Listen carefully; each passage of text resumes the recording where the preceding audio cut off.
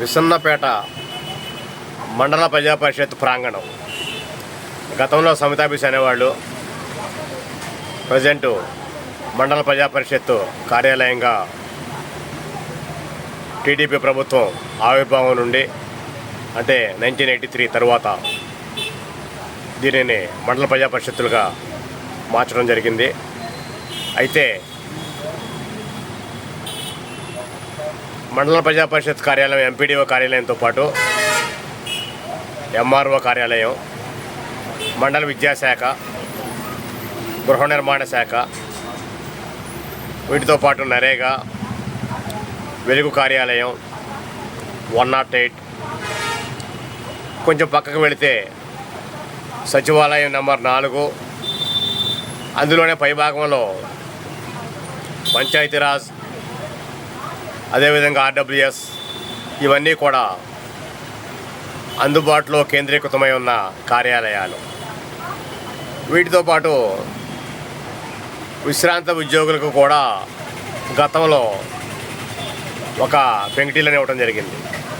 వాళ్ళు కూడా అప్పుడప్పుడు మీటింగ్ పెట్టుకుంటూ ఉంటారు. ఇదంతా ఎందుకు చెప్తున్నారంటే,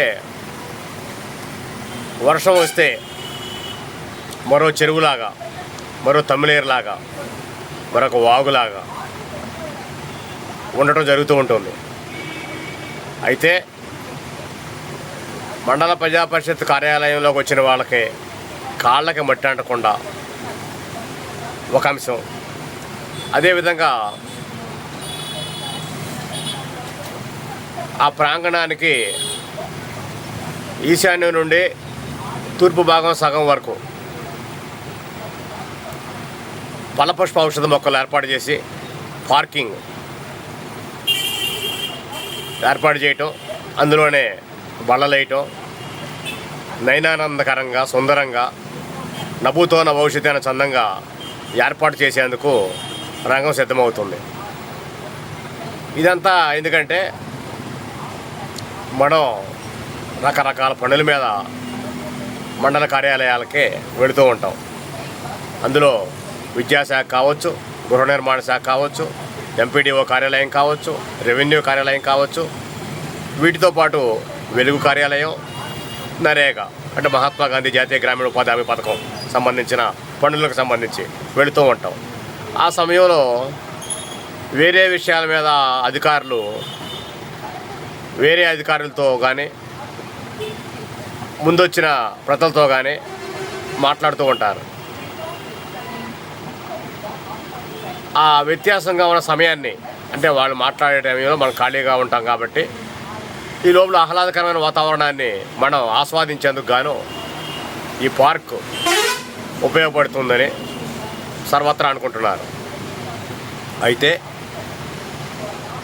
దీంట్లో తాగునీటి వసతి, అదేవిధంగా విశ్రాంతికి బళ్ళలు, వీటితో పాటు చెట్లు నీడ అంతా కూడా మరపురాని మధురమైన, మరువులేని మహోన్నతమైన వాతావరణాన్ని కల్పించేందుకు అధికారులు యుద్ధ ప్రాతిపదికన చర్యలు తీసుకోవడం జరుగుతోంది.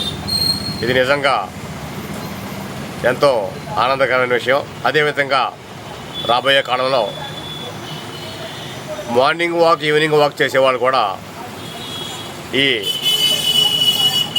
మండల ప్రజా పరిషత్ కార్యాలయంలో కాళ్ళకి ఇసుకంటకుండా ఉండే విధంగా చేసే ప్రాంతంలో వాకింగ్ చేసేందుకు గాను, అదేవిధంగా విశ్రాంతి కొరకు ప్రకృతి సిద్ధమైన